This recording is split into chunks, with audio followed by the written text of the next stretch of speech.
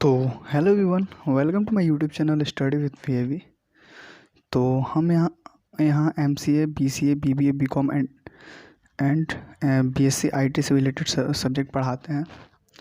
तो आज हम डिस्कस करेंगे एक इम्पॉर्टेंट टॉपिक जो कि फाइनेंशियल अकाउंटिंग से रिलेटेड है, जो एग्ज़ाम में पूछने के इसके चांसेस होते हैं, जिससे पूछता है what is financial statement analysis and objective of financial statement analysis. तो आज हम डिस्कस करेंगे कि objective of financial statement analysis क्या होता है। इसके पहले हमने फाइनेंशियल स्टेटमेंट एनालिसिस के बारे में डिस्कस किया है, तो आप जाकर हमारे प्रीवियस वीडियो को देख सकते हैं। और अगर आपको हमारा वीडियो अच्छा लगता है तो हमारे चैनल को सब्सक्राइब करें एंड वीडियोस को लाइक करें। तो चलिए स्टार्ट करते हैं। तो ऑब्जेक्टिव क्या होता है फाइनेंशियल स्टेटमेंट एनालिसिस का?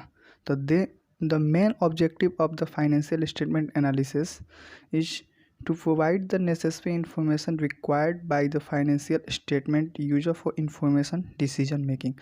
जो भी फाइनेंशियल स्टेटमेंट होता है, जो भी फाइनेंशियल स्टेटमेंट हम प्रिपेयर करते हैं या एनालिसिस करते हैं, वो हमें बहुत ही इंपॉर्टेंट रोल प्ले करते हैं। जब हम किसी भी ऑर्गेनाइजेशन में किसी भी सब्जेक्ट या किसी भी प्रोडक्शन से रिलेटेड जब हमको डिसीजन लेना हो, तो उसमें हमें इन्फॉर्मेशन या स्टेटमेंट क्या हेल्प प्रोवाइड करती है, जिसकी हेल्प से हम एनालिसिस करते हैं तो पता चलता है कि किस डिपार्टमेंट में हम कौन सी डिसीजन ले तो कितना हमें प्रॉफिट होगा और कितना हमें लॉस होगा। तो ये बहुत ही इंपॉर्टेंट रोल प्ले करता है फाइनेंशियल स्टेटमेंट एनालिसिस किसी भी ऑर्गेनाइजेशन में डिसीजन लेने के लिए। तो आगे देखते हैं, financial statement provide the information about the earning capacity of the business. जो फाइनेंशियल स्टेटमेंट होता है वो हमारी अर्निंग कैपेसिटी बताता है। तो आप सोचेंगे अर्निंग कैपेसिटी कैसे बताता है? जैसे कि अगर आप कोई भी प्रोडक्ट बेच रहे हैं या सेल कर रहे हैं या बाई कर रहे हैं, तो उसकी क्या प्रॉपर स्टेटमेंट बनेगी।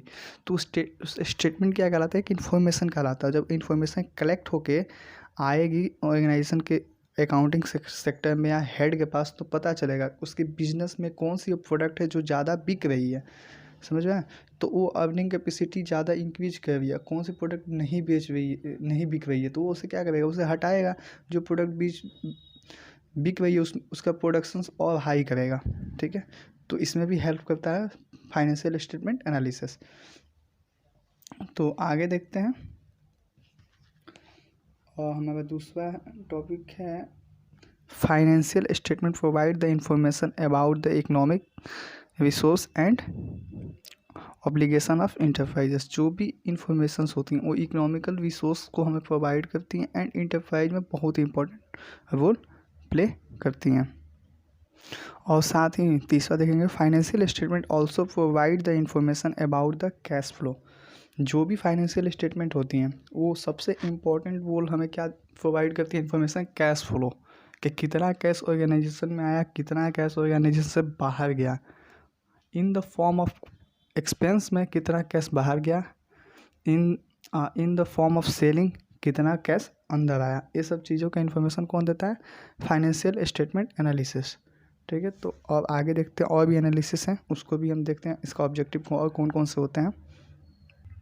चौथा हम देखते हैं, financial statement supply the information useful for the judging and management ability to utilise the resource of business effectively. जो भी ये हमारी जजमेंट होती हैं, जो भी मैनेजमेंट की एबिलिटीज होती हैं, इन सबको क्या करता है, इंफॉर्मेशन की हेल्प से, फाइनेंशियल स्टेटमेंट हेल्प से बिजनेस को इफेक्टिवली इफेक्ट पहुंचाता है और उसे एबिलिटी प्रदान करता है कि वो आगे ग्रोथ करे। ठीक है, कोई भी बिजनेस, अगर आपको पता होगा कि हमारी कौन सी सेक्टर ग्रोथ कर रही है, हमारी कौन सी सेक्टर प्रॉफिट में है, तो आप उस सेक्टर को और ज़्यादा बढ़ाएंगे। जो सेक्टर आपकी नुकसान कर रही है, लॉस कर रही है, तो उसको आप प्रॉफिट में लाने की कोशिश करेंगे, बट फिर भी वो लॉस से प्रॉफिट में नहीं आ रहा, तो आप उस प्रोडक्शन को या उस सेक्टर को आप क्या करेंगे, बंद कर देंगे। ठीक है, तो ये सब फाइनेंशियल स्टेटमेंट एनालिसिस होता है जो कि डिसीजन लेने में हेल्प करता है। अगला देखेंगे, financial statement have to report the activity of the business organisation affecting the society with important in its social environment. ठीक है, किसी भी ऑर्गेनाइजेशन में एक्टिविटीज़ जो भी होती हैं, जो भी रिपोर्ट हम बनाते हैं, उस सोसाइटी को अफेक्ट करती हैं और important environment, social environment create करती हैं। अगला देखेंगे, provide a net income and growth prospect. इसमें क्या होता है कि हमारी कंपनी की कितनी नेट इनकम है, कितनी वो ग्रोथ कर रही है, अगर हमें पता चल जाए कि हमारी इनकम कितनी हो रही है, प्रीवियस इनकम कितनी हुई है, तो हम इससे क्या करते हैं, कंपेयर करते हैं कि अगले साल हमने इतना कमाया, इस साल हमने इतना इनकम कमाया। तो इन दोनों के बीच में हम जो प्रॉफिट अर्न करें उससे हमें पता चल सकता है कि हमारी ग्रोथ हुई है कि नहीं हुई है। ठीक है। अगला है predict of bankruptcy and failure. इस फाइनेंशियल स्टेटमेंट एनालिसिस से हमें क्या पता चलता है कि हम कब बैंकरप्ट भी हो सकते हैं या फेल हो सकती है। हमारी ये सब चीज़ कैसे पता चल जाती है, जब हम डिसीजन लेने में हेल्प हो जाती है तो हमें पता ही चल जाएगा कि हमारी प्रोडक्शन क्या होगी, फेल होगी, क्योंकि ये मेरा मार्केट जोन नहीं है, मेरा अलग मार्केट जोन है। अगला देखेंगे हम assets of past performance and current position. इससे हमें पता चलता है कि हमारी मार्केट में पास्ट परफॉर्मेंस क्या थी, अभी करंट पोजीशन क्या है।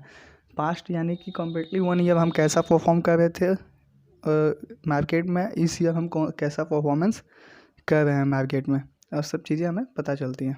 और लास्ट देखेंगे हम टू जज the short term and long term solvency of the company. या हमें शॉर्ट टर्म में क्या प्लानिंग करना चाहिए, लॉन्ग टर्म में क्या प्लानिंग करना चाहिए, इसके जजेस से रिलेटेड हम कंपनी में डिसीजन ले सकते हैं। तो आई होप आपको एक नोट्स भी मिल गया होगा, आपको समझ में भी आ गया होगा कि ऑब्जेक्टिव ऑफ फाइनेंशियल स्टेटमेंट क्या होता है। तो अगर आपको हमारा वीडियो अच्छा लगता है तो प्लीज़ चैनल को सब्सक्राइब करें और हमारे वीडियोज़ को लाइक करें। तो thanks for watching my YouTube channel. Bye bye.